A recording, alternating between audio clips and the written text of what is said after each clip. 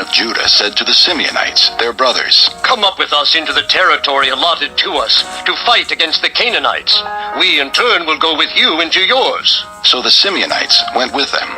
When Judah attacked, the Lord gave the Canaanites and Perizzites into their hands, and they struck down 10,000 men at Bezek. It was there that they found Adoni-Bezek and fought against him, putting to rout the Canaanites and Perizzites. Adoni-Bezek fled, but they chased him and caught him, and cut off his thumbs and big toes. Then Adoni-Bezek said, 70 kings with their thumbs and big toes cut off have picked up scraps under my table. Now God has paid me back for what I did to them. They brought him to Jerusalem, and he died there. The men of Judah attacked Jerusalem also and took it. They put the city to the sword and set it on fire. After that, the men of Judah went down to fight against the Canaanites living in the hill country, the Negev, and the western foothills. They advanced against the Canaanites living in Hebron, formerly called Kiriath Arba, and defeated Sheshai, Ahiman, and Talmai. From there, they advanced against the people living in Debir, formerly called Kiriath Sepher. And Caleb said, "I will give my daughter Aksa in marriage to the man who attacks and captures Kiriath Sepher." Othniel, son of Kenaz, Caleb's younger brother, took it. So Caleb gave his daughter Aksa to him in marriage. One day, when she came to Othniel, she urged him to ask her father for a field.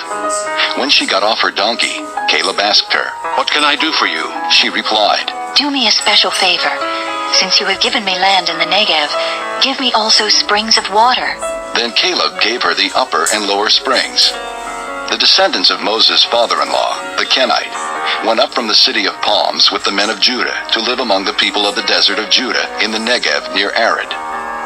Then the men of Judah went with the Simeonites, their brothers, and attacked the Canaanites living in Zephath, and they totally destroyed the city. Therefore it was called Hormah. The men of Judah also took Gaza, Ashkelon, and Ekron, each city with its territory. The Lord was with the men of Judah. They took possession of the hill country, but they were unable to drive the people from the plains, because they had iron chariots. As Moses had promised, Hebron was given to Caleb, who drove from it the 3 sons of Anak. The Benjamites, however, failed to dislodge the Jebusites, who were living in Jerusalem. To this day, the Jebusites live there with the Benjamites. Now the house of Joseph attacked Bethel, and the Lord was with them. When they sent men to spy out Bethel, formerly called Luz, the spies saw a man coming out of the city, and they said to him, "Show us how to get into the city, and we will see that you are treated well." So he showed them, and they put the city to the sword, but spared the man and his whole family.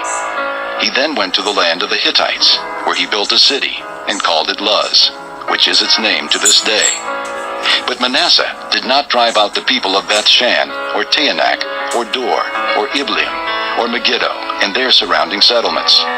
For the Canaanites were determined to live in that land. When Israel became strong, they pressed the Canaanites into forced labor, but never drove them out completely. Nor did Ephraim drive out the Canaanites living in Gezer, but the Canaanites continued to live there among them. Neither did Zebulun drive out the Canaanites living in Kitron, or Nahalal, who remained among them. But they did subject them to forced labor. Nor did Asher drive out those living in Akko, or Sidon, or Alab, or Aksib, or Helba, or Aphek, or Rehob. And because of this, the people of Asher lived among the Canaanite inhabitants of the land. Neither did Naphtali drive out those living in Beth-Shemesh, or Beth-Anath. But the Naphtalites too lived among the Canaanite inhabitants of the land, and those living in Beth-Shemesh and Beth-Anath became forced laborers for them. The Amorites confined the Danites to the hill country, not allowing them to come down into the plain. And the Amorites were determined also to hold out in Mount Heriz, Ajalon, and Shealbim. But when the power of the house of Joseph increased, they too were pressed into forced labor. The boundary of the Amorites was from Scorpion Pass to Selah and beyond. Chapter 2. The angel of the Lord went up from Gilgal to Bochim and said, I brought you up out of Egypt and led you into the land that I swore to give to your forefathers. I said, I will never break my covenant with you, and you shall not make a covenant with the people of this land, but you shall break down their altars. Yet you have disobeyed me. Why have you done this? Now therefore I tell you that I will not drive them out before you. They will be thorns in your sides, and their gods will be a snare to you. When the angel of the Lord had spoken these things to all the Israelites, the people wept aloud, and they called that place Bochim. There they offered sacrifices to the Lord. After Joshua had dismissed the Israelites, they went to take possession of the land, each to his own inheritance. The people served the Lord throughout the lifetime of Joshua and of the elders who outlived him, and who had seen all the great things the Lord had done for Israel. Joshua, son of Nun, the servant of the Lord, died at the age of 110, and they buried him in the land of his inheritance, at Timnath-Heres, in the hill country of Ephraim, north of Mount Gaash. After that whole generation had been gathered to their fathers, another generation grew up, who knew neither the Lord nor what he had done for Israel. Then the Israelites did evil in the eyes of the Lord, and served the Baals. They forsook the Lord, the God of their fathers, who had brought them out of Egypt. They followed and worshipped various gods of the peoples around them. They provoked the Lord to anger, because they forsook him and served Baal and the Ashtoreths. In his anger against Israel, the Lord handed them over to raiders, who plundered them. He sold them to their enemies all around, whom they were no longer able to resist. Whenever Israel went out to fight, the hand of the Lord was against them to defeat them, just as he had sworn to them. They were in great distress. Then the Lord raised up judges, who saved them out of the hands of these raiders. Yet they would not listen to their judges, but prostituted themselves to other gods and worshipped them. Unlike their fathers, they quickly turned from the way in which their fathers had walked, the way of obedience to the Lord's commands. Whenever the Lord raised up a judge for them, he was with the judge and saved them out of the hands of their enemies, as long as the judge lived. For the Lord had compassion on them as they groaned under those who oppressed and afflicted them. But when the judge died, the people returned to ways even more corrupt than those of their fathers, following other gods and serving and worshiping them. They refused to give up their evil practices and stubborn ways. Therefore, the Lord was very angry with Israel and said, Because this nation has violated the covenant that I laid down for their forefathers, and has not listened to me, I will no longer drive out before them any of the nations Joshua left when he died. I will use them to test Israel, and see whether they will keep the way of the Lord, and walk in it as their forefathers did. The Lord had allowed those nations to remain. He did not drive them out at once by giving them into the hands of Joshua. Chapter 3. These are the nations the Lord left to test all those Israelites who had not experienced any of the wars in Canaan. He did this only to teach warfare to the descendants of the Israelites who had not had previous battle experience. The 5 rulers of the Philistines, all the Canaanites, the Sidonians, and the Hivites living in the Lebanon mountains from Mount Baal Hermon to Lebo-Hamath. They were left to test the Israelites to see whether they would obey the Lord's commands, which he had given their forefathers through Moses. The Israelites lived among the Canaanites, Hittites, Amorites, Perizzites, Hivites, and Jebusites. They took their daughters in marriage and gave their own daughters to their sons and served their gods. The Israelites did evil in the eyes of the Lord.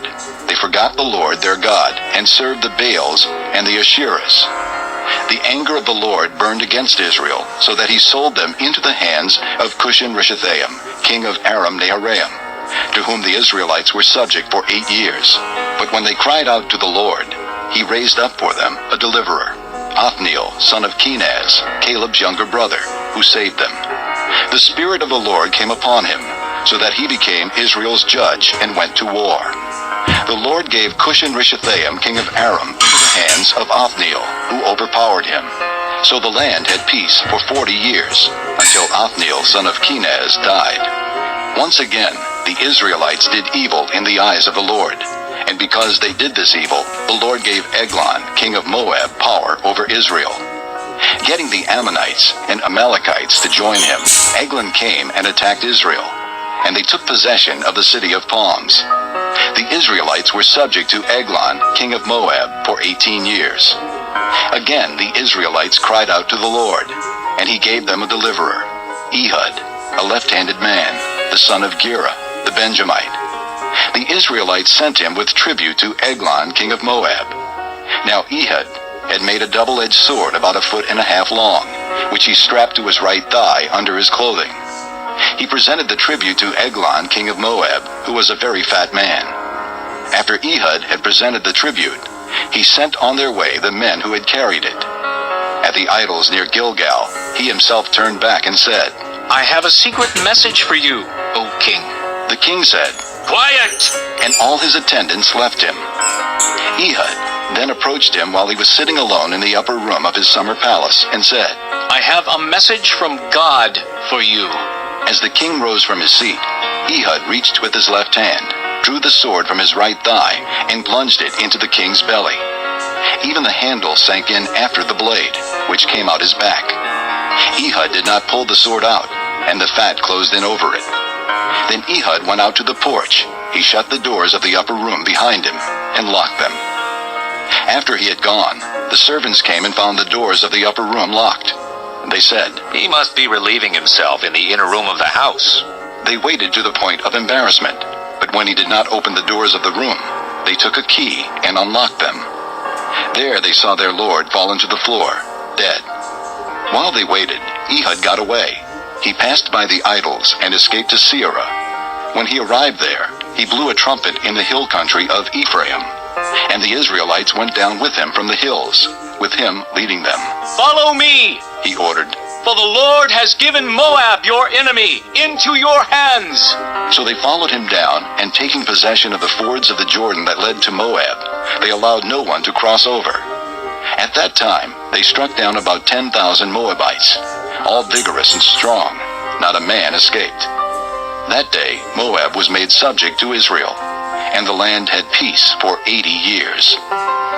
After Ehud came Shamgar, son of Anath, who struck down 600 Philistines with an ox goad. He too saved Israel.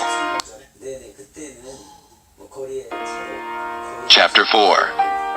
After Ehud died, the Israelites once again did evil in the eyes of the Lord. So the Lord sold them into the hands of Jabin, the king of Canaan, who reigned in Hazor. The commander of his army was Sisera, who lived in Harosheth Hagoyim. Because he had 900 iron chariots and had cruelly oppressed the Israelites for 20 years, they cried to the Lord for help. Deborah, a prophetess, the wife of Lapidoth, was leading Israel at that time. She held court under the palm of Deborah between Ramah and Bethel in the hill country of Ephraim, and the Israelites came to her to have their disputes decided. She sent for Barak, son of Abinoam from Kedesh in Naphtali, and said to him, The Lord, the God of Israel, commands you. Go, take with you 10,000 men of Naphtali and Zebulun, and lead the way to Mount Tabor. I will lure Sisera, the commander of Jabin's army, with his chariots and his troops, to the Kishon River, and give him into your hands. Barak said to her, If you go with me, I will go. But if you don't go with me, I won't go. Very well, Deborah said. I will go with you. But because of the way you are going about this, the honor will not be yours, for the Lord will hand Sisera over to a woman. So Deborah went with Barak to Kedesh, where he summoned Zebulun and Naphtali. 10,000 men followed him, and Deborah also went with him.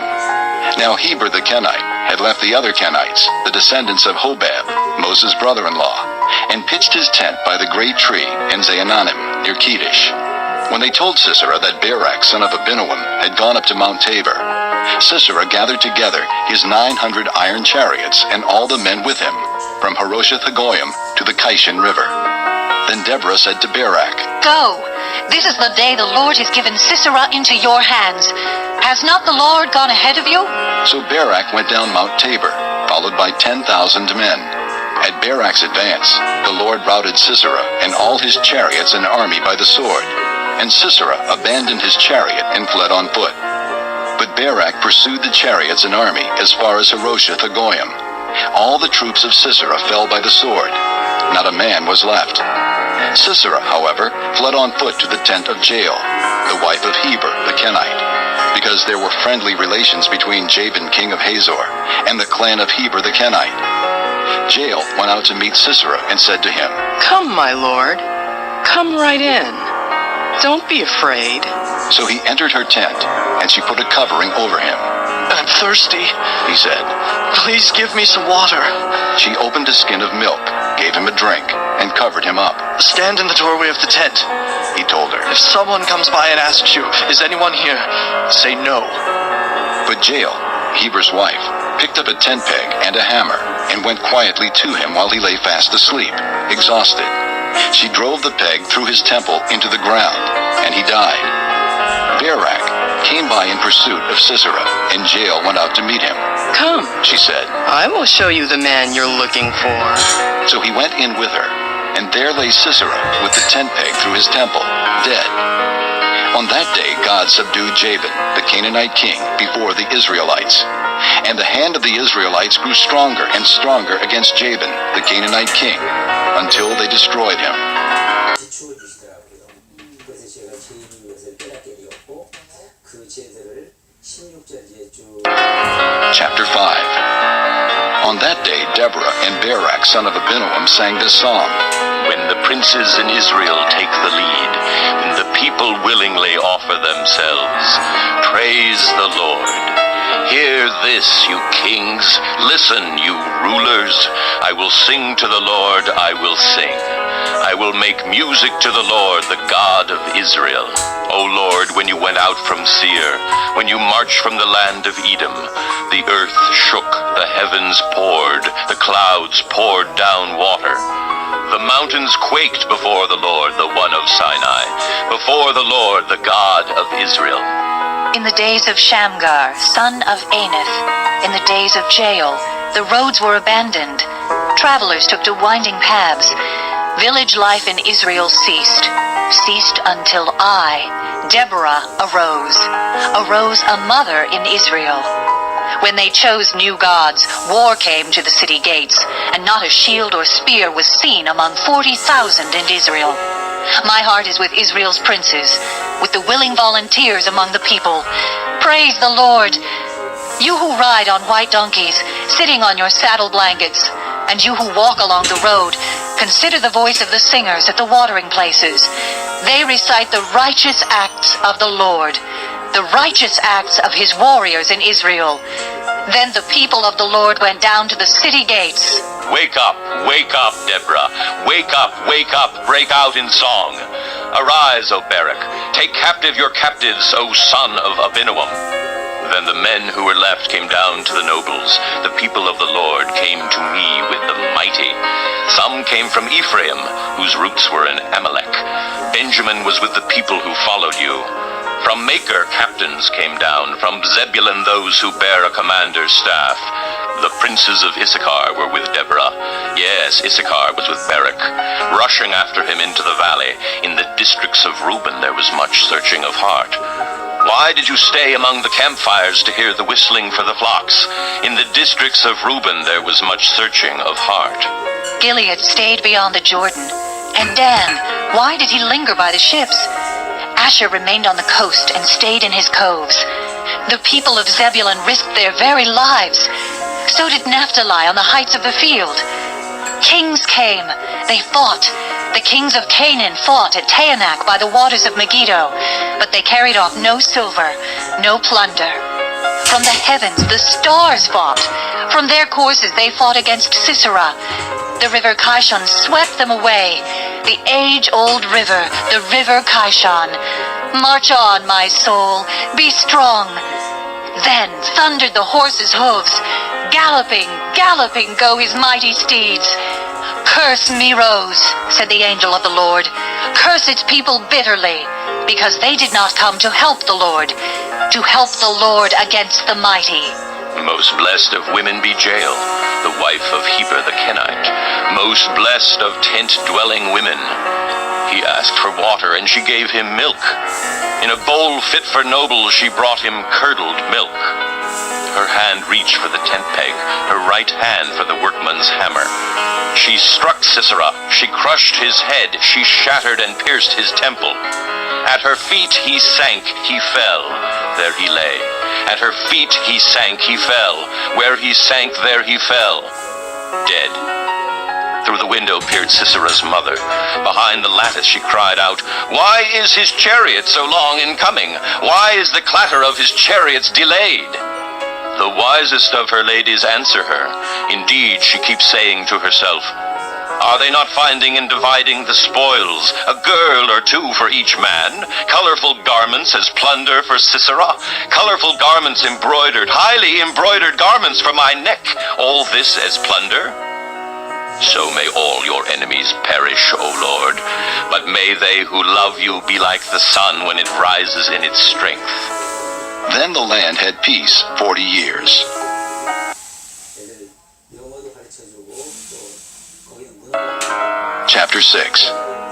Again the Israelites did evil in the eyes of the Lord, and for 7 years he gave them into the hands of the Midianites.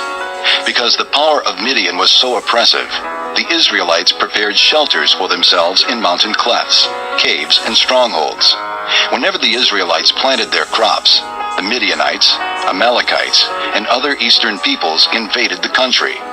They camped on the land and ruined the crops all the way to Gaza, and did not spare a living thing for Israel, neither sheep nor cattle nor donkeys. They came up with their livestock in their tents like swarms of locusts. It was impossible to count the men and their camels. They invaded the land to ravage it. Midian so impoverished the Israelites that they cried out to the Lord for help.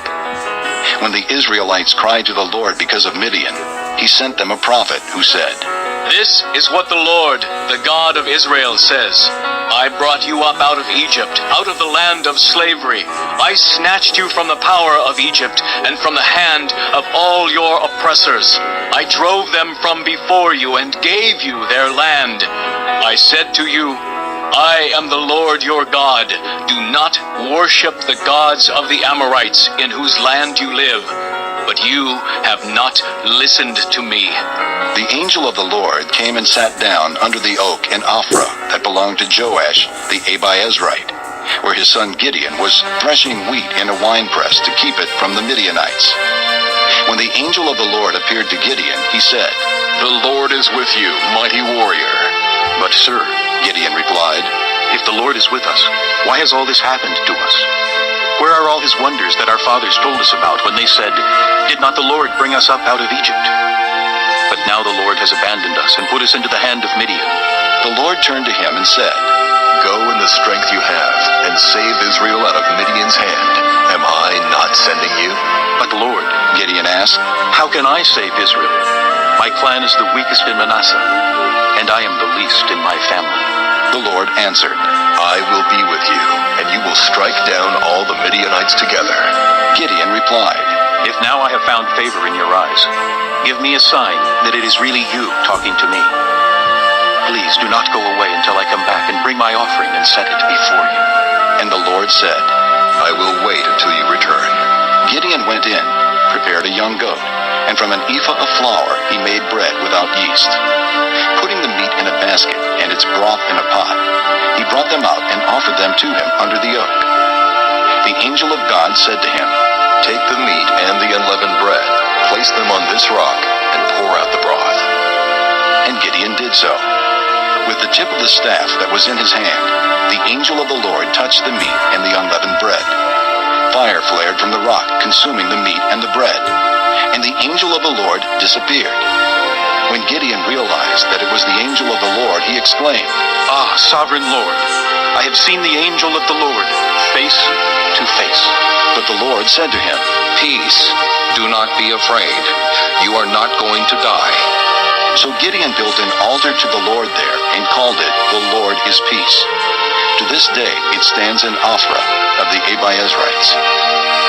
That same night the Lord said to him, Take the second bull from your father's herd, the one 7 years old. Tear down your father's altar to Baal. and cut down the Asherah pole beside it. Then build a proper kind of altar to the Lord your God on the top of this height, using the wood of the Asherah pole that you cut down. Offer the second bull as a burnt offering. So Gideon took 10 of his servants and did as the Lord told him. But because he was afraid of his family and the men of the town, he did it at night rather than